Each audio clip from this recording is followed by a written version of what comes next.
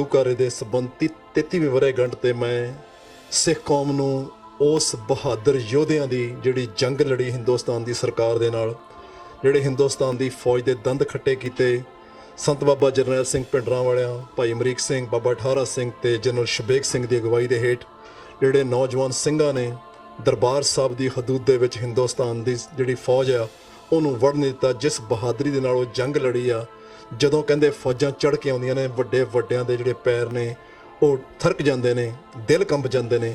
ਪਰ ਬਾਬਾ ਜਰਨੈਲ ਸਿੰਘ ਨੇ ਇੱਕ ਸਬੂਤ ਦਿੱਤਾ ਆ ਕਿ ਅਸੀਂ ਗੁਰੂ ਗੋਬਿੰਦ ਸਿੰਘ ਮਹਾਰਾਜ ਦੇ ਸਪੂਤ ਹਾਂ। 1.25 ਲੱਖ ਸੇਕ ਲੜਾਉਂ ਤਰੇ ਤਬੇ ਗੋਬਿੰਦ ਸਿੰਘ ਨਾਮ ਕਹਾਉਂ। ਮੇਰੇ ਖਿਆਲ ਵਿੱਚ ਉਸ ਜੰਗ ਦੀ ਜਿਹੜੀ ਬਹਾਦਰੀ ਆ, ਉਹਦੀ ਗਾਥਾ ਜਿਹੜੀ ਆ, ਉਹਦੀ ਗਾਥਾ ਜਿਹੜੀ ਗਾਉਣੀ ਆ ਉਹ ਬਹੁਤ ਜ਼ਰੂਰੀ ਆ। ਮੇਰੀ ਅਰਦਾਸ ਆ ਕਿ ਜਿਸ ਬਹਾਦਰੀ ਦੇ ਨਾਲ ਉਹਨਾਂ ਸਿੰਘਾਂ ਨੇ ਜੰਗ ਲੜੀ ਆ, ਆਉਣ ਵਾਲੇ ਸਮੇਂ ਦੇ ਵਿੱਚ ਸਿੰਘ ਉਸ ਬਹਾਦਰੀ ਨਾਲ ਜੰਗ ਲੜਨ ਦੀਆਂ ਤਿਆਰੀਆਂ ਕਰਕੇ ਕੌਮ ਦਾ ਆਜ਼ਾਦ ਦੇਸ਼ ਜਿਹੜਾ ਖਾਲਿਸਤਾਨ ਆ ਉਹਦੇ ਵਾਸਤੇ ਜਿਹੜੇ ਨੇ ਉਹ ਕਦਮ ਜਿਹੜੇ ਸਾਬਤ ਕਦਮਾਂ ਦੇ ਨਾਲ ਉਸ ਵੱਲੋਂ ਅੱਗੇ ਵਧਣਗੇ। ਵਾਹਿਗੁਰੂ ਜੀ ਕਾ ਖਾਲਸਾ, ਵਾਹਿਗੁਰੂ ਜੀ ਕੀ ਫਤਿਹ।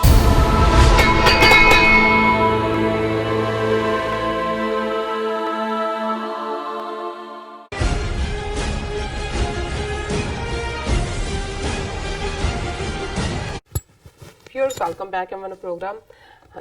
ਜੋ ਸਾਡਾ ਅੱਜ ਵਾਲਾ ਪਹਿਲਾ ਇਸ਼ੂ ਸੀ ਉਹ ਇਹ ਸੀ ਕਿ ਭਾਰਤੀ ਐਮਪੀਆਂ ਦੇ ਸਹੁੰ ਚੁੱਕ ਸਮਾਗਮ ਵਿੱਚ ਫੁੱਟ ਪਾਓ ਨਾਰਿਆਂ ਦਾ ਲੱਗਣਾ ਭਾਰਤ ਦੀ ਮੌਤ ਵੱਲ ਇਸ਼ਾਰਾ ਕਰਦਾ ਹੈ। ਇਸ ਉੱਪਰ ਡਾਕਟਰ ਸਾਹਿਬ ਨੇ ਆਪਣੇ ਵਿਚਾਰ ਦਿੱਤੇ। ਆਈ ਹੋਪ ਤੁਹਾਨੂੰ ਸਾਰਿਆਂ ਨੂੰ ਪਸੰਦ ਆਏ ਹੋਣਗੇ। ਸੋ ਅੱਜ ਦਾ ਜੋ ਅਗਲਾ ਟੌਪਿਕ ਹੈ ਉਸ ਉੱਪਰ ਆਪਾਂ ਡਾਕਟਰ ਸਾਹਿਬ ਕੋਲੋਂ ਉਹਨਾਂ ਦੇ ਵਿਚਾਰ ਸੁਣਦੇ ਹਾਂ। ਪਰ ਉਸ ਤੋਂ ਪਹਿਲਾਂ ਮੈਂ ਤੁਹਾਨੂੰ ਦੱਸ ਦੇਣਾ ਚਾਹੁੰਦੀ ਹਾਂ ਵਿਊਅਰਸ, ਜੇ ਤੁਸੀਂ TV 84 ਨਾਲ ਜਾਂ ਪ੍ਰੋਗਰਾਮ ਸੱਚੋ ਸੱਚ ਨਾਲ ਫੇਸਬੁੱਕ ਰਾਹੀਂ ਜੁੜੇ ਹੋ ਇਸ ਨੂੰ ਵੱਧ ਤੋਂ ਵੱਧ ਲਾਈਕ ਕਰੋ ਤੇ ਸ਼ੇਅਰ ਕਰੋ ਅਤੇ ਨਾਲ ਹੀ YouTube ਤੇ ਸਬਸਕ੍ਰਾਈਬ ਵੀ ਕਰੋ। ਇਹ ਵੀ ਅਸੀਂ ਆਪਣੇ ਦਰਸ਼ਕਾਂ ਨੂੰ ਦੱਸਦੇ ਕਿ ਤੁਸੀਂ TV 84 ਦੀ ਐਪ ਨੂੰ ਐਂਡਰੋਇਡ ਐਂਡ ਐਪ ਸਟੋਰ ਤੇ ਡਾਊਨਲੋਡ ਕਰਕੇ ਤੁਸੀਂ TV 84 ਦੀ ਜੋ ਲਾਈਵ ਸਟ੍ਰੀਮ ਹੈ ਉਸ ਨੂੰ ਤੁਸੀਂ 24 ਆਵਰਸ ਦੇਖ ਸਕਦੇ ਹੋ। Thank you so much. So keep watching TV 84। ਜੀ ਡਾਕਟਰ ਸਾਹਿਬ ਕੀ ਕਹਿਣਾ ਚਾਹੋਗੇ ਜੋ ਅੱਜ ਦਾ ਆਪਣਾ ਦੂਸਰਾ ਇਸ਼ੂ ਹੈ ਉਸ ਬਾਰੇ? ਦੇਖੋ, ਇੱਕ ਪਾਸੇ ਤਾਂ ਪ੍ਰੈਜ਼ੀਡੈਂਟ ਟਰੰਪ ਜਿਹੜੇ 2020 ਦੇ ਵਿੱਚ ਦੂਸਰੀ ਵਾਰ ਆਪਣੀ ਜਿਹੜੀ ਹੈ ਕਿਸਮਤ ਅਜਮਾਉਣ ਦੀ ਤਿਆਰੀ ਕਰ ਰਹੇ ਨੇ ਜੀ, ਔਰ ਇਸ ਦੇ ਲਈ ਕਿਉਂਕਿ ਇਸ ਸਾਰੇ ਪੀਰੀਅਡ ਦੇ ਵਿੱਚ ਕੋਈ ਬਹੁਤ ਕੁਝ ਐਸਾ ਨਹੀਂ ਹੋਇਆ ਜਿਹੜਾ ਕਿ ਪਹਿਲੀ ਟਰਮ ਦੇ ਵੇਲੇ ਵਾਅਦੇ ਸਨ। ਬਿਲਕੁਲ। ਸੋ ਅੱਜ ਜਿਵੇਂ ਟਵੀਟ ਕੀਤਾ ਪ੍ਰੈਜ਼ੀਡੈਂਟ ਟਰੰਪ ਨੇ ਕਿ ਜੀ ਆਉਣ ਵਾਲੇ ਦਿਨਾਂ 'ਚ ਅਸੀਂ ਹੋਮਲੈਂਡ ਸਿਕਿਉਰਿਟੀ ਔਰ ਦੂਸਰਿਆਂ ਨੂੰ ਕਹਿ ਦਿੱਤਾ ਹੈ ਮਿਲੀਅਨਸ ਆਫ ਪੀਪਲ ਜਿਹੜੇ ਓਵਰਸਟੇ ਕਰ ਚੁੱਕੇ ਨੇ ਦੇ ਵਿਲ ਬੀ ਡਿਪੋਰਟਡ, ਕਿ ਵੀ plane loads will leave this country and ਉਹਨਾਂ ਨੂੰ ਸਭ ਨੂੰ ਕੱਢ ਦਿਆਂਗੇ। ਸੋ ਜ਼ਾਹਰ ਹੈ ਇੱਕ ਇਸ਼ੂ ਤਾਂ ਇਹੀ ਹੈ ਕਿ ਆਉਣ ਵਾਲੀਆਂ ਚੋਣਾਂ ਦੇ ਵੇਲੇ ਵੀ ਇਮੀਗ੍ਰੇਸ਼ਨ ਦੇ ਮੁੱਦੇ ਨੂੰ ਹੀ ਦੁਬਾਰਾ ਉਭਾਰਨ ਦੀ ਲਾਈਨ ਵੱਡੇ ਪੈਮਾਨੇ ਤੇ ਹੋਏਗੀ। ਦੂਸਰਾ ਜਿਸ ਦਾ ਜਿਹੜਾ ਕਈ ਵਾਰੀ ਤੁਸੀਂ ਭਾਵੇਂ ਉਹਨੂੰ ਚੋਣ ਮੁੱਦਾ ਹੀ ਬਣਾਉਣਾ ਚਾਹੁੰਦੇ ਹੋ, ਲੇਕਿਨ ਜੋ ਹਾਲਾਤ ਪਰਸ਼ੀਅਨ ਗਲਫ ਦੇ ਵਿੱਚ ਬਣ ਰਹੇ ਨੇ, ਹਾਲਾਂਕਿ ਅਸੀਂ ਕੁਛ ਅਰਸਾ ਪਹਿਲਾਂ ਇਸ ਦੇ ਉੱਤੇ ਇੱਕ ਸੈਗਮੈਂਟ ਕੀਤਾ ਵੀ ਸੀ, ਪਰ ਕਿਉਂਕਿ ਉੱਥੇ ਜਿਹੜੇ ਜਿਸ ਤੇਜ਼ੀ ਦੇ ਨਾਲ ਸਰਕਮਸਟਾਂਸਿਸ ਔਰ ਹਾਲਾਤ ਅਮਰੀਕਾ ਨੇ ਖਰਾਬ ਕਰਨ ਦੀ ਕੋਸ਼ਿਸ਼ ਕੀਤੀ ਹੈ, ਬਣਾਏ ਹੋਏ ਨੇ। ਪਹਿਲਾਂ ਅਸੀਂ ਦੇਖਦੇ ਹਾਂ ਕਿ ਜਦੋਂ ਪਹਿਲਾਂ ਇਹ ਕੁਝ ਹਫ਼ਤੇ ਪਹਿਲਾਂ ਲੱਗਦਾ ਸੀ ਕਿ ਜਿਵੇਂ ਉਹਨਾਂ ਦੇ ਯੂਨਾਈਟਿਡ ਅਰਬ ਐਮਿਰੇਟਸ ਦੇ 4 ਜਿਹੜੇ ਨੇ ਉਸ ਟੈਂਕਰ 4 ਜਹਾਜ਼ ਉਹ ਉਹਨਾਂ ਦਾ ਨੁਕਸਾਨ ਹੋਇਆ, ਉਹਨਾਂ ਦੇ ਉੱਤੇ ਹਮਲਾ ਹੋਇਆ ਸੀਗਾ ਔਰ ਉਹਦੇ ਲਈ ਈਰਾਨ ਨੂੰ ਦੋਸ਼ੀ ਦੱਸਿਆ ਗਿਆ ਸੀ। ਹਾਲਾਂਕਿ ਈਰਾਨ ਨੇ ਉਦੋਂ ਵੀ ਡਿਨਾਈ ਕੀਤਾ ਸੀ। ਹੁਣ ਜਿਹੜੀ ਲੇਟੈਸਟ ਘਟਨਾ ਹੈ ਓਮਾਨ ਦੀ ਖਾੜੀ ਦੇ ਵਿੱਚ 2 ਟੈਂਕਰਾਂ ਦੇ ਉੱਤੇ ਹਮਲਾ ਹੋਇਆ ਔਰ ਪਿਛਲੇ ਦਿਨੀ ਅਮਰੀਕਾ ਨੇ ਇੱਕ ਵੀਡੀਓ ਜਾਰੀ ਕੀਤੀ ਹੈ, ਦੱਸਦੇ ਆ ਕਿ ਜੀ ਇਹ ਈਰਾਨ ਨੇ ਕੀਤਾ ਔਰ ਉਸ ਤੋਂ ਪਹਿਲਾਂ ਉਹ ਉੱਥੋਂ ਜਿਹੜੇ ਲਾਏ ਹੋਏ ਨੇ ਉਹਨਾਂ ਦੇ ਮਾਈਨਸ ਉਹਨੂੰ ਕੱਢ ਰਹੇ ਨੇ, ਦੱਸ ਰਹੇ ਨੇ ਕਿ ਜੀ ਇਹ ਉਹਨਾਂ ਦਾ ਹੀ ਕੰਮ ਹੈ। ਔਰ ਜ਼ਾਹਰ ਹੈ ਕਿ ਮਾਈਕ ਪੋਂਪੀਓ ਜਿਹੜਾ ਸੈਕਟਰੀ ਆਫ ਸਟੇਟ ਹੈ, ਇਹਦਾ ਰੋਲ ਉਸ ਕਿਸਮ ਦਾ ਹੀ ਬਣਦਾ ਜਾ ਰਿਹਾ ਜਿਵੇਂ ਜਦੋਂ ਸੀਨੀਅਰ ਬੁਸ਼ ਦੇ ਵੇਲੇ ਵੀ ਅਮਰੀਕਾ ਨੂੰ ਪੁਸ਼ ਕੀਤਾ। ਇੱਕ ਹਮੇਸ਼ਾ ਇੱਕ ਲੌਬੀ ਹੁੰਦੀ ਹੈ, ਜਦੋਂ ਬਹੁਤ ਵਾਰ ਅਸੀਂ ਇਹ ਦੇਖਦੇ ਹਾਂ ਕਿ ਜੀ ਇੰਨੇ ਬਿਲੀਅਨ ਡਾਲਰ ਫਲਾਂ ਜੰਗ 'ਚ ਖਰਚ ਹੋਏ ਜਾਂ ਇੰਨੇ ਬਿਲੀਅਨ ਡਾਲਰ ਜਿਹੜੇ ਨੇ ਉਹ ਏਡ 'ਚ ਗਏ, ਉਹ 70-80% ਜਿਹੜਾ ਇਹਨਾਂ ਦਾ ਆਪਣਾ ਹੀ, ਕਿਉਂਕਿ ਜੰਗ ਦੇ ਨਾਂ ਥੱਲੇ ਢੋਆ ਢਵਾਈ ਲਈ ਵੀ ਇਹਨਾਂ ਦੇ ਆਪਣੀ ਉਹ ਰਿਚ ਲੌਬੀ ਹੁੰਦੀ ਹੈ, ਐਲੀਟ। ਫਿਰ ਜਦੋਂ ਬਰਬਾਦੀ ਹੁੰਦੀ ਹੈ ਉਹਦੀ ਰੀਕਨਸਟਰਕਸ਼ਨ ਦੇ ਨਾਂ ਥੱਲੇ ਵੀ ਇਹਨਾਂ ਦੇ ਆਪਣੇ ਲੋਕ ਹੀ ਹੁੰਦੇ ਨੇ ਜਿਨ੍ਹਾਂ ਨੂੰ ਕੰਟੈਕਟ ਮਿਲਦੇ ਨੇ। ਜੀ। ਸੋ ਇਹ ਜਿਹੜੀ ਵਿਦਨ ਵੀ ਲੌਬੀ ਹੁੰਦੀ ਹੈ ਜਿਨ੍ਹਾਂ ਨੂੰ ਜੰਗ ਦੇ ਦੌਰਾਨ ਹੀ ਅਮੀਰ ਜਿਹੜਾ ਐਕਸਪਲੋਇਟ ਕਰਦਾ ਹੈ ਸਿਚੁਏਸ਼ਨ ਨੂੰ ਬਿਲਕੁਲ। ਔਰ ਉਹਨਾਂ ਨੂੰ ਫਾਇਦਾ ਹੁੰਦਾ ਹੈ। ਸੋ ਇੱਕ ਪਾਸੇ ਜਦੋਂ ਟਰੰਪ ਦੇ ਅਸੀਂ ਆਪਣੇ ਸਟੈਂਸ ਦੀ ਗੱਲ ਕਰੀਏ, ਜਦੋਂ ਉਹਨੇ ਲਾਸਟ ਪ੍ਰੈਜ਼ੀਡੈਂਸੀ ਲਈ ਉਹ ਰਨ ਕੀਤਾ, ਉਹਨੇ ਤਾਂ ਇਹ ਕਿਹਾ ਸੀ ਕਿ ਮੈਂ ਹਰ ਸੋਲਜਰ ਇਰਾਕ ਚੋਂ ਵੀ ਵਾਪਸ ਬੁਲਾਵਾਂਗਾ, ਅਫਗਾਨਿਸਤਾਨ 'ਚ ਵੀ ਵਾਰ ਸਾਡੀਆਂ ਨਹੀਂ ਨੇ, ਉਹਦਾ ਇੱਕ ਇਹ ਸਾਡੇ ਜੰਗ ਨਹੀਂ ਨੇ ਔਰ ਅਸੀਂ ਇਸ ਚੋਂ ਜਿਹੜਾ ਮੁਲਕ ਨੂੰ ਕੱਢਾਂਗੇ। ਸੋ ਜ਼ਾਹਰ ਹੈ ਕਿ ਇਰਾਕ ਵਾਲੀ ਪੋਜੀਸ਼ਨ ਦੇ ਉੱਤੇ ਸ਼ੁਰੂਆਤ ਹੋਈ ਤੇ ਜਿਹੜੀ ਲੌਬੀ ਦੂਜੀ ਹੈ ਉਹਨੇ ਥੋੜਾ ਬਹੁਤ ਕਰਕੇ ਉੱਥੇ ਹੀ ਦੱਬ ਦਿੱਤਾ। ਜੀ।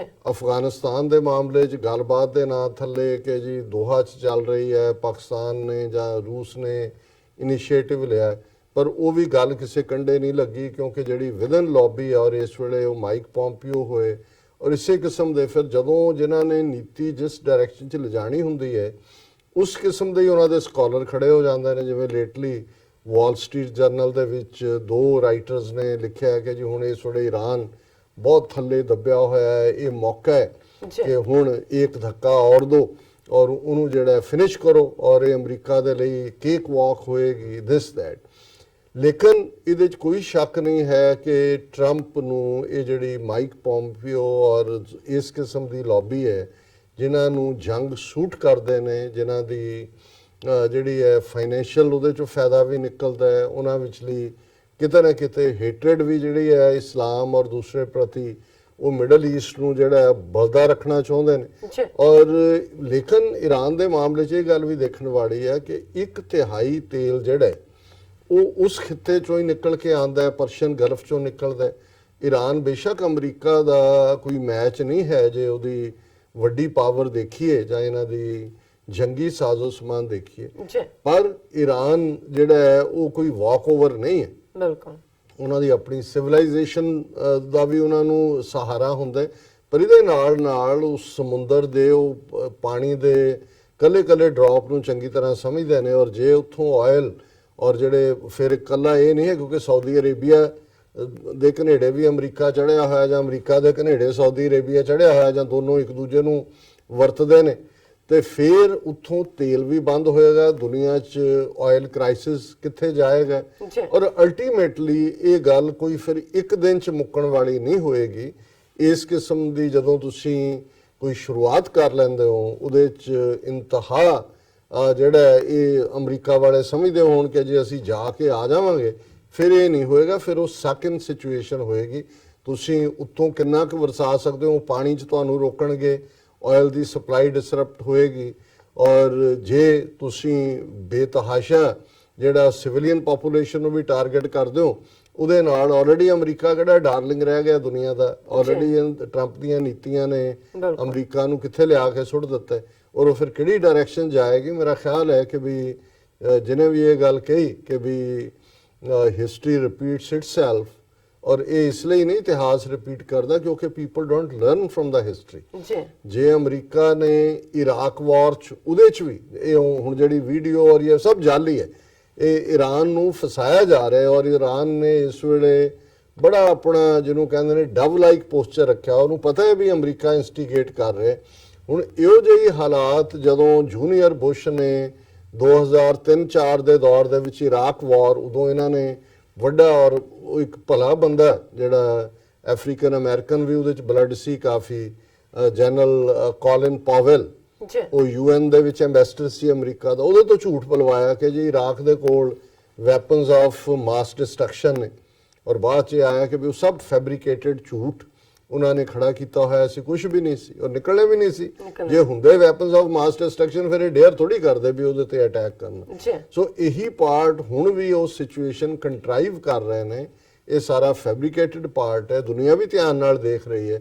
ਪਰ ਬਹੁਤ ਵਾਰ ਇਹ ਜਿਹੜੇ ਜੰਗਬਾਜ਼ ਜਾਂ ਅਮਰੀਕਨ ਇੱਕ ਕਾਊਬॉय ਮੈਂਟੈਲਿਟੀ ਜਿਹਨੂੰ ਕਹਿੰਦੇ ਨੇ ਅਮਰੀਕਾ 'ਚ, ਟੈਕਸਨ, ਇਹ ਉਹਨਾਂ ਦੇ ਕਲਚਰ ਨਾਲ ਜੁੜਿਆ ਹੋਇਆ। ਪਰ ਜਦੋਂ ਵਾਈਟ ਹਾਊਸ ਦੇ ਵਿੱਚ ਕੋਈ ਵੀ, ਉਹ ਜੂਨੀਅਰ ਬੁਸ਼ ਤਾਂ ਹੈ ਹੀ ਟੈਕਸਨ ਸੀ, ਪਰ ਇਹ ਟਰੰਪ ਜਿਹੜਾ ਕਿ ਬਹੁਤ ਖੁਦਗਰਜ਼ ਕਿਸਮ ਦਾ ਕਦੇ ਟੈਕਸ ਨਾ ਦਿੱਤਾ ਹੋਏ ਵਪਾਰੀ ਹੈ, ਇਸ ਤੋਂ ਇਹ ਆਸ ਤਾਂ ਨਹੀਂ ਹੈ ਕਿ ਉਹ ਬਹੁਤਿਆਂ ਨੂੰ ਇਹ ਵੀ ਲੱਗਦਾ ਹੈ ਕਿ ਜ਼ਬਾਨੀ ਗੱਲਾਂ ਬਾਤਾਂ ਕਰਕੇ ਕਈ ਵਾਰੀ ਜਿਹੜਾ ਇਹ ਉਹਦੇ ਚੋਂ ਕੁਛ ਨਾ ਕੁਛ ਸਮਝੌਤਾ ਕੱਢਣਾ ਚਾਹੁੰਦਾ ਹੈ। ਜੀ ਪਰ ਕਈ ਵਾਰੀ ਜਿਵੇਂ ਪੰਜਾਬੀ ਚ ਕਹਿੰਦੇ ਨੇ ਵੀ ਹਾਸੇ ਦਾ ਵੀ ਮੜਾਸਾ ਬਣ ਮੜਾਸਾ ਜਾਂਦਾ ਬਣ ਜਾਂਦਾ। ਕਿ ਇਹਨਾਂ ਦੇ ਇੰਟੈਂਟ ਨਾ ਵੀ ਹੋਏ ਪਰ ਜੋ ਹਾਲਾਤ ਪੈਦਾ ਕਰ ਰਹੇ ਨੇ ਉਹਦੇ ਥੱਲੇ ਕੋਈ ਵੀ ਗੱਲ ਟ੍ਰਿਗਰ ਕਰ ਸਕਦੀ ਹੈ। ਜੀ ਔਰ ਮੈਨੂੰ ਯਾਦ ਹੈ ਵੀ ਜਦੋਂ 80s ਦੇ ਵਿੱਚ ਮੈਂ ਅਮਰੀਕਾ ਚ ਆਇਆ, CNN ਦਾ ਇੱਕ ਪ੍ਰੋਗਰਾਮ ਹੁੰਦਾ ਸੀ ਕ੍ਰਾਸ ਫਾਇਰ, ਜੀ ਜਿਹਦੇ ਚ ਇੱਕ ਪਾਸੇ ਪੈਟ ਬੁਕੈਨਨ ਜਿਹੜਾ ਰਿਪਬਲਿਕਨ ਥਾਟ ਨੂੰ ਰਿਪਰੈਜ਼ੈਂਟ ਕਰਨ ਵਾਲਾ ਆਇਰਿਸ਼ ਕੈਥੋਲਿਕ, ਔਰ ਦੂਸਰੇ ਪਾਸੇ ਸ਼ਾਇਦ ਮਾਈਕਲ ਕਿੰਜ਼ੀ ਉਹ ਲਿਬਰਲ ਕਰਨ ਵਾਲਾ। ਔਰ ਮੈਨੂੰ ਪ੍ਰੋਗਰਾਮ ਬਹੁਤ ਪਸੰਦ ਸੀ। ਦੋਨਾਂ ਦੇ ਆਰਗੂਮੈਂਟ, ਔਰ ਇੱਕ ਤਾਂ ਇਹ ਸੀ ਕਿ ਅਮਰੀਕਾ 'ਚ ਜਦੋਂ ਤੁਸੀਂ ਸਾਊਥ ਏਸ਼ੀਅਨ ਖਿੱਤੇ 'ਚੋਂ ਆਉਂਦੇ ਹੋ ਤਾਂ ਉਹਨਾਂ ਦੇ ਵੀ ਟੀਵੀ ਸਾਰੇ ਇੱਥੋਂ ਦੀ ਨਕਲ ਕਰਕੇ ਇਦਾਂ ਦੇ ਉਹਨਾਂ ਨੇ ਬਣਾਏ ਹੁੰਦੇ ਨੇ। ਲੇਕਿਨ ਇਹ ਰੀਅਲੀ ਦੋਨੋਂ ਸਾਈਡ ਜਿਹੜੇ ਅਮਰੀਕਾ ਦੀਆਂ, ਕਿਉਂਕਿ ਅਮਰੀਕਾ 'ਚ ਪਾਰਟੀਆਂ ਵੀ ਦੋਨੋਂ ਹੀ ਨੇ ਟਿਪੀਕਲੀ, ਜੀ ਇੱਕ ਡੈਮੋਕ੍ਰੈਟਸ ਨੇ ਇੱਕ ਰਿਪਬਲਿਕਨਸ ਨੇ, ਸੋ ਦੋਨਾਂ ਦੀ ਆਈਡੀਓਲੋਜੀ ਹੈ। ਸੋ ਦੋਨੋਂ ਉਹਨਾਂ ਆਈਡੀਓਲੋਜੀਜ਼ ਨੂੰ ਰਿਪਰੈਜ਼ੈਂਟ ਕਰਦੇ ਸੀ। ਪੈਟ ਬੁਕੈਨਨ ਬੜਾ ਐਕਸਟ੍ਰੀਮ ਰਾਈਟ ਵਿੰਗਰ, ਔਰ ਉਸ ਪੀਰੀਅਡ 'ਚ ਕੁਦਰਤੀ ਕਿਉਂਕਿ ਰਾਈਟ ਵਿੰਗਰਸ ਜਿਹੜੇ ਨੇ ਉਹ ਇੰਡੀਆ ਨੂੰ ਪਸੰਦ ਨਹੀਂ ਸੀ ਕਰਦੇ, ਸੋ ਪੈਟ ਬੁਕੈਨਨ ਜਿਹੜਾ ਉਹ ਕਸ਼ਮੀਰ ਦੀ ਸਟਰਗਲ, ਖਾਲਿਸਤਾਨ ਦੀ ਸਟਰਗਲ ਦੀ ਹਮਾਇਤ ਕਰਦਾ ਸੀ ਬਿਲਕੁਲ। ਔਰ ਪੂਰਾ ਖੁੱਲ੍ਹ ਕੇ ਕਰਦਾ ਸੀ, ਔਰ ਇੰਡੀਆ ਨੂੰ ਭੰਨਦੇ ਸੀ ਕਿ ਹਿਊਮਨ ਰਾਈਟਸ ਵਾਇਲੇਟ, ਇਸ ਲਈ ਵੀ ਚੰਗਾ ਲੱਗਦਾ ਜੀ। ਸੀ। ਪਰ ਇੱਕ ਸਟੇਜ ਆਈ ਕਿ ਈਵਨ ਵਿਦ ਇਨ ਐਕਸਟ੍ਰੀਮ ਔਰ ਟੂ ਐਕਸਟ੍ਰੀਮ ਚਲਾ ਗਿਆ। ਉਹਨੂੰ ਲੱਗਾ ਵੀ ਸੀਨੀਅਰ ਬੁਸ਼ ਔਰ ਦੂਜੇ ਜਿਹੜੇ ਨੇ ਇਹ ਰਿਪਬਲਿਕਨ ਜਿਹੜੀ ਆਈਡੀਓਲੋਜੀ ਹੈ ਜਿਹਦੇ ਉੱਤੇ ਰਿਪਬਲਿਕਨ ਪਾਰਟੀ ਫਾਊਂਡ ਹੋਈ ਹੈ ਉਹਦੇ ਤੋਂ ਪਾਸੇ ਜਾ ਰਹੇ ਨੇ। ਫਿਰ ਉਹਨੇ CNN ਛੱਡ ਕੇ ਈਵਨ ਉਹਨੇ ਪ੍ਰਾਇਮਰੀ ਰਨ ਕੀਤੀ ਰਿਪਬਲਿਕਨ ਪ੍ਰੈਜ਼ੀਡੈਂਸ਼ੀਅਲ ਰੇਸ ਦੀ, ਔਰ ਨਿਊ ਹੈਂਪਸ਼ਾਇਰ ਅਮਰੀਕਾ ਦੀ ਸਟੇਟ ਹੈ ਜਿਹਦੀ ਪ੍ਰਾਇਮਰੀ ਜਿੱਤਣਾ ਰਿਪਬਲਿਕਨਸ ਦੇ ਲਈ ਬੜਾ ਜ਼ਰੂਰੀ ਹੁੰਦਾ ਹੈ ਉਹਨੂੰ ਆਪਣੀ ਅੱਗੇ ਆਪਣੀ ਨੋਮੀਨੇਸ਼ਨ ਨੂੰ ਕਨਫਰਮ ਕਰਨ ਲਈ। ਜੀ ਔਰ ਪੈਟ ਬੁਕੈਨਨ ਇੰਨਾ ਕੁ ਉਸ ਵੇਲੇ ਉਹਦੀ ਹੈ ਤਾਂ ਐਕਸਪ੍ਰੈਸ ਤਾਂ ਕਰਦਾ ਹੀ ਹੈ, ਔਰ ਉਹਦੇ ਇੰਨੇ ਸੋਲਿਡ ਪੁਆਇੰਟਸ ਕਿ ਸੀਨੀਅਰ ਬੁਸ਼ ਜਿਹੜਾ ਉਹ ਨਿਊ ਹੈਂਪਸ਼ਾਇਰ 'ਚ ਹਾਰ ਗਿਆ। ਬਾਅਦ 'ਚ ਭਾਵੇਂ ਉਹਨੇ ਨੋਮੀਨੇਸ਼ਨ ਜਿੱਤ ਲਈ ਰਿਪਬਲਿਕਨ ਪਾਰਟੀ ਦੀ, ਪਰ ਉਹ ਜਿਹੜਾ ਨੁਕਸਾਨ ਉਹਦਾ ਹੋਇਆ ਬਾਅਦ ਦੇ ਵਿੱਚ ਉਹਨੇ ਪ੍ਰੈਜ਼ੀਡੈਂਸ਼ੀਅਲ ਰੇਸ ਜਿਹੜੀ ਹੈ ਉਹ ਲੂਜ਼ ਕੀਤੀ, ਉਹ ਹਾਰਿਆ ਐਜ਼ ਅ ਪ੍ਰੈਜ਼ੀਡੈਂਟ। ਔਰ ਜ਼ਾਹਰ ਹੈ ਕਲਿੰਟਨ ਜਿਹੜਾ ਹੈ ਉਹ ਉਹਦੇ ਚੋਂ ਨਿਕਲਿਆ ਐਜ਼ ਅ ਪ੍ਰੈਜ਼ੀਡੈਂਟ ਪਹਿਲੀ ਵਾਰ ਟਰਮ। ਹੁਣ ਪੈਟ ਬੁਕੈਨਨ ਆਪਣਾ ਕਾਲਮ ਲਿਖਦਾ ਔਰ ਬੜਾ ਪਪੂਲਰ ਕਾਲਮ ਹੈ, ਔਰ ਉਹ ਪੈਟਰੀਆਟ ਹੈ, ਦੇਸ਼ ਭਗਤ ਹੈ, ਭਾਵੇਂ ਉਹਦਾ ਜੋ ਵੀ ਨਜ਼ਰੀਆ ਹੈ ਕਈ ਵਾਰੀ ਟੂ ਐਕਸਟ੍ਰੀਮ ਹੈ। ਔਰ ਉਹਨੇ ਵੀ ਟਰੰਪ ਨੂੰ ਵਾਰਨ ਕੀਤਾ ਹੈ ਇਸ ਦੇ ਉੱਤੇ। ਅੱਜ ਉਹਦਾ ਕਾਲਮ ਹੈ ਵਾਰ ਵਿਦ ਇਰਾਨ ਵੁੱਡ ਬਿਕਮ ਟਰੰਪਸ ਵਾਰ। ਉਹਨੂੰ ਕਿਹਾ ਵੀ ਇਹ ਜਿਹੜੇ ਵਾਰ ਪੱਖੀ ਲੋਕ ਨੇ ਇਹਨਾਂ ਦੇ ਮਗਰ ਨਾ ਜਾ। ਉਹਨੇ ਕਿਹਾ who wants a US war with Iran? Primarily the same people who goaded us into wars in Iraq, Syria, Libya and Yemen, and who oppose every effort of Trump's to extricate us from those wars. ਕਿ ਸਾਨੂੰ ਕੌਣ America ਨੂੰ push ਕਰ ਰਿਹਾ Iran ਦੇ ਖਿਲਾਫ ਜੰਗ ਲਈ? ਉਹੀ ਲੋਕ ਜਿਨ੍ਹਾਂ ਨੇ ਸਾਨੂੰ ਇਰਾਕ, ਸੀਰੀਆ, ਲੀਬੀਆ ਔਰ ਯਮਨ ਦੇ ਵਿੱਚ ਘਸੋੜਿਆ, ਔਰ ਉਹੀ ਜਿਹੜੇ ਨੇ ਟਰੰਪ ਦਾ ਜਿਹੜੇ ਕੋਸ਼ਿਸ਼ ਸੀ ਕਿ ਅਸੀਂ ਇਹਦੇ ਚੋਂ ਨਿਕਲਾਂਗੇ ਉਹਨੂੰ ਵਾਪਸ ਉੱਥੇ ਵਾੜ ਰਹੇ ਨੇ। Such a war, no matter how long, would be fought in and around the Persian Gulf, through which a third of the world's seaborne oil travels. It could trigger a worldwide recession and imperil Trump's re-election. President Donald Trump cannot want war with Iran. ਉਹਨੇ ਕਿਹਾ ਜੀ ਕੀ ਹੋਏਗਾ ultimately, ਜਿਹੜਾ ਸਮੁੰਦਰ ਚੋਂ ਤੇਲ ਨਿਕਲਦਾ ਉਹਦਾ 1/3 ਉੱਥੋਂ ਨਿਕਲਦਾ ਔਰ ਉਹ ਸਭ ਕੁਝ ਹੋਏਗਾ। ਔਰ ਇਹ ਰਾਦਰ ਜਿਹੜੀ ਵਾਰ ਹੈ ਇਹ ਟਰੰਪ ਨੂੰ ਦੁਬਾਰਾ ਇਲੈਕਸ਼ਨ ਨਹੀਂ ਜਿੱਤਣ ਦੇਗੀ। It would widen the forever war which Trump said he would end to a nation of 80 million people, 3 times as large as Iraq. It would become the defining issue of his presidency, as the Iraq war became the defining issue of George W. Bush's presidency. ਉਹਨੇ ਕਿਹਾ ਜੀ ਇਹ Iran ਜਿਹੜਾ ਹੈ 80 million 8 crore ਲੋਕਾਂ ਦਾ ਦੇਸ਼, 3 ਗੁਣਾ ਵੱਡਾ ਇਰਾਕ ਤੋਂ, ਤੇ ਜਿਵੇਂ ਸੀਨੀਅਰ ਬੁਸ਼ ਇਰਾਕ ਵਾਰ ਦੇ ਵਿੱਚ ਫਸਿਆ ਸੀ ਔਰ ਬਾਅਦ ਚ ਹਾਰਿਆ ਵੀ, ਇਹੀ ਜਿਹੜਾ ਇਹਦੀ ਟਰੰਪ ਦੀ ਬਣ ਜਾਏਗੀ। And if war comes now it would be known as Trump's war. ਫਿਰ ਉਹਨੇ war for it was Trump who pulled us out of the Iran nuclear deal, though according to UN inspectors and other signatories, Britain, France, Germany, Russia, China, Tehran was complying with its terms. ਉਹਨੇ ਕਿਹਾ ਜੀ Trump ਨੇ ਸਾਨੂੰ ਕੱਢਿਆ ਜਿਹੜਾ agreement ਸੀ nuclear, ਬਾਕੀ ਦੇਸ਼ ਨੇ ਕਿਹਾ ਕਿ ਈਰਾਨ ਤਾਂ ਮੰਨ ਰਿਹਾ ਸੀ ਜਿਹੜਾ ਸਮਝੌਤਾ ਹੋਇਆ। ਫਿਰ ਉਹਨੇ ਕਿਹਾ ਕਿ ਟਰੰਪਸ repudiation of the treaty was followed by his reimposition of sanctions and a policy of maximum pressures. This was followed by the designation of Iran's Revolutionary Guard as a terrorist organization ਕਿ ਇਹਨਾਂ ਨੇ ਸਮਝੌਤਾ cancel ਕੀਤਾ। ਉਹਨਾਂ ਦੀ ਜਿਹੜੀ army ਹੈ Republican guard, ਉਹਨਾਂ ਨੂੰ ਜਿਹੜਾ ਰੈਵੋਲੂਸ਼ਨਰੀ ਗਾਰਡ, ਉਹਨੂੰ ਉਹਨਾਂ ਨੇ ਟੈਰਰਿਸਟ ਆਰਗੇਨਾਈਜੇਸ਼ਨ ਬਣਾਇਆ। ਫਿਰ ਜਿਹੜੀਆਂ ਨੇ ਸੈਂਕਸ਼ਨਸ ਲਾਈਆਂ, ਨੇਸ਼ਨਸ ਨੂੰ ਵੀ ਕਿਹਾ ਕਿ ਜਿਹੜਾ ਵੀ ਈਰਾਨ ਨਾਲ ਡੀਲ ਕਰੇਗਾ ਉਹਦੇ ਤੇ ਅਸੀਂ ਸੈਂਕਸ਼ਨਸ ਲਾ ਦੇਵਾਂਗੇ। ਈਵਨ ਇੰਡੀਆ ਨੇ ਵੀ ਕੰਪਲਾਈ ਕੀਤਾ ਉਸ ਸਾਰੇ ਨੂੰ। ਫਿਰ ਉਹਨਾਂ ਨੇ ਕਿਹਾ ਕਿ ਵੀ ਇਹ ਜਿਹੜੀ ਅਮਰੀਕਾ ਦੀ ਪਾਲਿਸੀ ਆ ਉਹ ਈਰਾਨ ਦੀ ਇਕਨੋਮੀ ਨੂੰ ਸਕਵੀਜ਼ ਕਰਨ ਦੀ ਹੈ। ਜਦੋਂ ਤੱਕ ਕਿ ਜਿਹੜਾ ਇਹ ਮਾਈਕ ਪੋਂਪੀਓ ਹੈ ਨੇ 12 ਡਿਮਾਂਡਸ ਰੱਖੀਆਂ ਨੇ, ਔਰ ਤਾਂ ਕਿ ਈਰਾਨ ਨੂੰ ਕਿਹਾ ਜਾ ਰਿਹਾ ਕਿ ਲਬਨਾਨ, ਸੀਰੀਆ, ਇਰਾਕ ਔਰ ਯਮਨ ਦੇ ਵਿੱਚ ਜਿਹੜੇ ਉਹਨਾਂ ਦੀ ਗੁਰਿਲਿਆਂ ਦੀ ਮਦਦ ਹੈ ਉਹਨੂੰ ਬੰਦ ਕਰਨ। ਫਿਰ ਉਹਨੇ ਕਿਹਾ ਕਿ ਜੇ ਪੋਂਪੀਓ ਨੇ ਇਹ ਸਾਰੀ ਗਲਫ ਦੇ ਜਿਹੜੀ ਵੀਡੀਓ ਜਾਰੀ ਕੀਤੀ ਹੈ, ਔਰ ਦੂਸਰਾ ਉਹਨੇ ਇਹ ਸਾਰਿਆਂ ਨੂੰ ਵੀ ਚੈਲੰਜ ਕੀਤਾ। ਉਹਨਾਂ ਨੇ ਕਿਹਾ ਕਿ ਵੀ ਇਹ ਇੱਕ ਸੈਨੇਟਰ ਹੈ ਕੋਈ ਟੌਮ ਕਾਟਨ, ਉਹਨੇ ਵੀ ਕਿਹਾ ਜੀ ਹਮਲਾ ਹੋਣਾ ਚਾਹੀਦਾ ਈਰਾਨ ਤੇ। ਔਰ ਦੂਸਰਾ ਪਰ ਪੈਟ ਬੁਕੈਨਨ ਨੇ ਕਿਹਾ ਕਿ ਵੀ ਇਹ ਜਿਹੜਾ ਟਰੰਪ ਭਾਵੇਂ ਦਿਲੋਂ ਵਾਰ ਨਹੀਂ ਚਾਹੁੰਦਾ ਈਰਾਨ ਨਾਲ, ਨਾ ਹੀ ਈਰਾਨ ਚਾਹੁੰਦਾ। ਤਹਿਰਾਨ ਬਾਰ-ਬਾਰ ਕਹਿ ਰਿਹਾ ਵੀ ਟੈਂਕਰ ਅਟੈਕਸ ਦੇ ਉੱਤੇ ਉਹਦਾ ਹੱਥ ਨਹੀਂ ਹੈ, ਔਰ ਰਾਦਰ ਉਹਨਾਂ ਨੇ ਤਾਂ ਇੱਕ ਟੈਂਕਰ ਦੀ ਅੱਗ ਬੁਝਾਉਣ ਦੀ ਕੋਸ਼ਿਸ਼ ਕੀਤੀ। ਔਰ ਇਸ ਸਾਰੇ ਤੋਂ ਬਾਅਦ ਉਹਨਾਂ ਨੇ ਕਿਹਾ ਕਿ ਵੀ ਜੇ ਪ੍ਰੈਜ਼ੀਡੈਂਟ ਵੀ ਨਹੀਂ ਵਾਰ ਚਾਹੁੰਦਾ, ਟਰੰਪ, ਆਇਤੁੱਲਾ ਵੀ ਨਹੀਂ ਚਾਹੁੰਦਾ, ਈਰਾਨ ਵੀ ਵਾਰ ਨਹੀਂ ਚਾਹੁੰਦਾ, ਤਾਂ ਫਿਰ ਕੌਣ ਚਾਹੁੰਦਾ? Who does? Not the Germans or Japanese, both of whom are asking for more proof that Iran instigated the tanker attack. Japan's prime minister was meeting with Ayatollah when the attacks occurred and one of the tankers was a Japanese vessel. ਉਹਨੇ ਕਿਹਾ ਵੀ ਹੁਣ Japan ਦਾ prime minister ਮਿਲ ਰਿਹਾ ਉਹਨਾਂ ਨੂੰ, ਉਦੋਂ ਹੀ ਜਿਹੜੇ tanker ਤੇ ਹਮਲਾ ਹੁੰਦਾ ਉਹਨਾਂ 'ਚ ਇੱਕ ਜਾਪਾਨੀ ਹੈ। ਈਰਾਨ ਥੋੜੀ ਕਰ ਰਿਹਾ ਹੋਵੇਗਾ ਵੀ ਉਹ ਇੱਕ ਪਾਸੇ ਉਹਨਾਂ ਨੂੰ ਮਿਲ ਰਿਹਾ। ਸੋ ਜ਼ਾਹਰ ਹੈ ਕਿ ਵੀ ਇੱਥੇ ਕਿਹੜੀ ਲੌਬੀ ਹੈ। ਫਿਰ ਉਹਨੇ ਹੀ ਪੈਟ ਬੁਕਾਨਨ ਨੇ ਕਿਹਾ ਵੀ ਵਾਲ ਸਟਰੀਟ ਜਰਨਲ 'ਚ ਰੇ ਤਾਕਿਆ ਔਰ Reuel Marc Gerecht senior fellow Foundation for Defense Democracy ਦੇ ਨਵਾਂ ਹੀ ਜਿਹੜਾ ਉਹਨਾਂ ਨੇ ਆਰਗੇਨਾਈਜੇਸ਼ਨ ਖੜੀ ਕਰ ਲਈ ਹੈ। ਔਰ ਉਹਨਾਂ ਨੇ ਕਿਹਾ ਕਿ ਉਹਨਾਂ ਨੇ ਇੱਕ ਪੀਸ ਲਿਖਿਆ, America can face down as fragile Iran, ਕਿ ਵੀ ਅਮਰੀਕਾ ਜਿਹੜਾ ਪਹਿਲਾਂ ਹੀ ਜਿਹੜਾ ਬਿਲਕੁਲ ਕਮਜ਼ੋਰ ਈਰਾਨ ਹੈ ਉਸ ਤੇ ਹਮਲਾ ਬੋਲਦੇ, ਕੇਕ ਵਾਕ ਹੋਏਗੀ। ਔਰ ਉਹਦੇ 'ਚ ਫਿਰ ਉਹਨਾਂ ਦੇ ਆਰਗੂਮੈਂਟ ਦਿੱਤੇ ਨੇ ਕਿ ਜੀ ਉਹ ਥਿਓਕ੍ਰੇਸੀ ਹੈ, ਅਨਪਲੋਇਮੈਂਟ ਹੈ, ਯੂਥ ਖੜੇ ਹੋ ਜਾਣਗੇ ਉੱਥੇ, ਲੋਕ ਖੜੇ ਹੋ ਜਾਣਗੇ, ਕੋਈ ਨਹੀਂ ਬੋਲੇਗਾ। ਫਿਰ ਉਹਨੇ ਕਿਹਾ ਕਿ ਵੀ ਇਹ ਠੀਕ ਨਹੀਂ ਹੈ ਵੀ ਤੁਸੀਂ ਈਰਾਨ ਨੂੰ ਗਲਤ ਐਸਟੀਮੇਟ ਕਰ ਰਹੇ ਹੋ, ਕਿ ਵੀ ਇਹੀ ਗੱਲ ਸਦਾਮ ਹੁਸੈਨ ਬਾਰੇ ਵੀ ਕਹੀ ਜਾਂਦੇ ਸੀ ਜੀ ਕਿ ਉਹ ਲੜੇਗਾ ਨਹੀਂ, ਉਹ 1991 ਚ ਲੜਿਆ, ਉਹਨੇ ਬੁਸ਼ ਨੂੰ ਯੀਲਡ ਨਹੀਂ ਕੀਤਾ।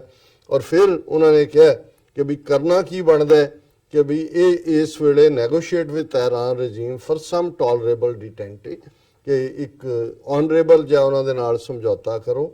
ਔਰ ਇਹ ਜਿਹੜਾ ਜੇ ਤੁਸੀਂ strike militarily as Cotton urges, ਜਿਹੜਾ ਉਹਨੇ ਕਿਹਾ, and accepts the war that follows if Iran chooses to fight rather than be humiliated and capitulate to Pompeo's demand, ਉਹਨੇ ਕਿਹਾ ਜੀ ਉਹਦੀ ਡਿਮਾਂਡ ਮੰਗਣ ਦੀ ਥਾਂ ਈਰਾਨ ਲੜਨ ਲਈ ਆ ਗਏ, ਫਿਰ ਤੁਸੀਂ ਕੀ ਕਰੋਗੇ? ਫਿਰ ਉਹਨੇ ਸਦਾਮ ਹੁਸੈਨ ਨੂੰ ਕੋਟ ਕੀਤਾ ਔਰ ਐਂਡ 'ਚ ਉਹਨੇ ਕਿਹਾ primarily the same people who goaded us into wars in Iraq, Syria, Libya and Yemen and who oppose every effort of Trump to extricate us from those wars, should they succeed in Iran, ਹੁਣ and ਉਹਨੇ ਕੀਤਾ ਆਪਣੇ column the, should they succeed in Iran, ਕਿ ਜੇ ਉਹ Iran ਤੇ ਹਮਲਾ ਕਰਵਾਉਣ 'ਚ ਕਾਮਯਾਬ ਰਹਿੰਦੇ ਨੇ, it is hard to see how we will ever be able to extricate our country from this blood soaked region, ਕਿ ਖੂਨ ਨਾਲ ਲਤਪਤ ਇਸ ਖਿੱਤੇ 'ਚੋਂ ਅਸੀਂ ਕਿਵੇਂ ਨਿਕਲਾਂਗੇ ਜੇ ਅਸੀਂ ਉੱਥੇ ਜਾ ਕੇ ਫਸ ਗਏ। that holds no vital strategic interest save oil, ਉਹਨਾਂ ਨੇ ਕਿਹਾ ਜੀ ਆਇਲ ਤੋਂ ਬਿਨਾਂ ਉੱਥੇ ਸਾਡਾ ਕੀ ਹੈ? ਔਰ ਉਹਨੇ ਫਿਰ ਇਹ ਕਿਹਾ and America thanks to fracking has become independent of that fracking. ਹੁਣ ਫ੍ਰੈਕਿੰਗ ਇੱਕ ਟੈਕਨੀਕ ਹੈ ਜਿਹਦੇ 'ਚ ਤੁਸੀਂ ਬਹੁਤ ਪ੍ਰੈਸ਼ਰ ਦੇ ਨਾਲ ਰੌਕਸ ਦੇ ਵਿੱਚੋਂ ਪਾਉਂਦੇ ਹੋ ਤੇ ਉੱਥੋਂ ਜਿਹੜਾ ਆਇਲ ਨਿਕਲ ਸਕਦਾ। ਉਹਦੀਆਂ ਆਪਣੀਆਂ ਕੋਨੋਟੇਸ਼ਨਸ ਨੇ ਨੈਗੇਟਿਵ ਵੀ, ਪਰ ਇਹਦੇ 'ਚ ਕੋਈ ਸ਼ੱਕ ਨਹੀਂ ਹੈ ਕਿ ਫ੍ਰੈਕਿੰਗ ਟੈਕਨੀਕ ਨੇ ਇਸ ਗੱਲ ਵੱਲ ਇਸ਼ਾਰਾ ਕਰ ਦਿੱਤਾ ਹੈ ਕਿ ਆਉਣ ਵਾਲੇ ਟਾਈਮ 'ਚ ਜੇ ਅਮਰੀਕਾ ਨੂੰ ਨਹੀਂ ਵੀ ਮਿਲਦਾ ਮਿਡਲ ਈਸਟ ਦਾ ਆਇਲ, ਤੇ ਅਮਰੀਕਾ ਆਪਣੀ ਇੰਡਸਟਰੀ ਨੂੰ ਸਰਵਾਈਵ ਕਰਵਾ ਸਕਦਾ ਹੈ। ਹਾਲਾਂਕਿ ਇਹਨਾਂ ਦੇ ਕੋਲ ਸਾਰਾ ਅਲਾਸਕਾ ਭਰਿਆ ਪਿਆ ਤੇਲ ਨਾਲ, ਟੈਕਸਸ ਭਰਿਆ ਪਿਆ, ਇਹ ਤਾਂ ਉਹਨਾਂ ਦਾ ਮਕਾਰ ਨੇ।